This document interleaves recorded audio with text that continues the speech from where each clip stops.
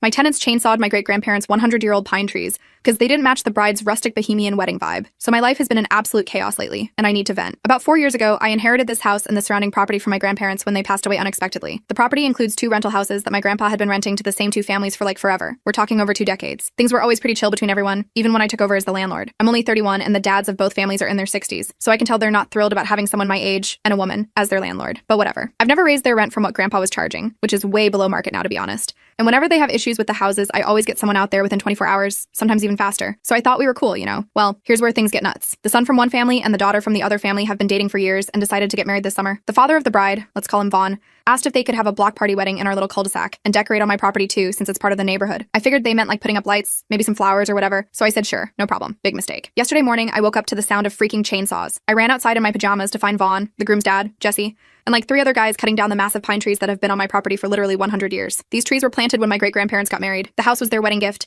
and the trees were planted to commemorate it. My great-grandma would be turning 105 next month if she were still alive. These trees meant everything to our family. When I asked WTF they were doing, Brienne, the bride, came over all snippy saying the trees didn't fit her rustic boho aesthetic for the wedding photos, and her dad said they were taking care of it. I told them to stop immediately, and that I never gave permission for this. I said I was calling the police right away. They stopped while I was standing there, but as soon as I went inside to get my phone, they started up again. When I came back out and threatened to call the cops, Vaughn literally said, "We're your tenants. If you sue us, you're just suing yourself. Suck it up, Buttercup." I'm not gonna lie, I was scared. I'm 5 feet 4 inches, and there were 5 angry men with chainsaws. It was terrifying. I went back inside and called the police, who came out and gave them tickets, but they left, and these assholes started cutting again. Called the cops again, but they took forever to come back. I also called my friend Toby, who's an arborist, to come assess the damage, and called my insurance company too. Update. The day after everything went down, I called my friend Stella, who's been my plumber since I inherited the place. Asked her to help me out. She went to both houses pretending I'd called her last week about high water bills. While inspecting pipes and water heaters, she secretly took pictures of the damage they'd done inside. They trashed the places, and caught them on video making racist comments about me, I'm Filipino-American BTW, saying I needed to learn my place, and other disgusting stuff. After consulting with a lawyer, I had both families served with 7-day eviction notices. They lost their minds, throwing rocks at my house and screaming racial slurs. I've always been scared of angry racist white men twice my size, but watching them cry like babies while being arrested, caught on my security cameras,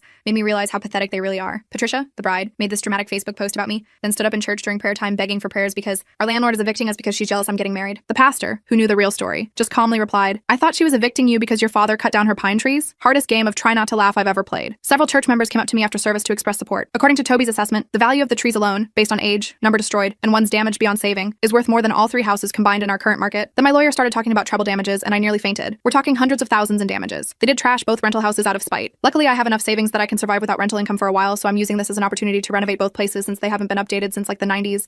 The bride and groom still got married, but had to move their reception to the church basement. They also had to cancel their honeymoon to Costa Rica because all their money is going to legal fees now. I've already had the stumps removed and plan to plant new saplings next spring when things settle down. Renovations are going well, getting new appliances installed next week. Last I heard, Patricia and her husband moved in with his grandma in Tampa, while the rest of his family is renting a trailer on the other side of town. The court date is set for next month.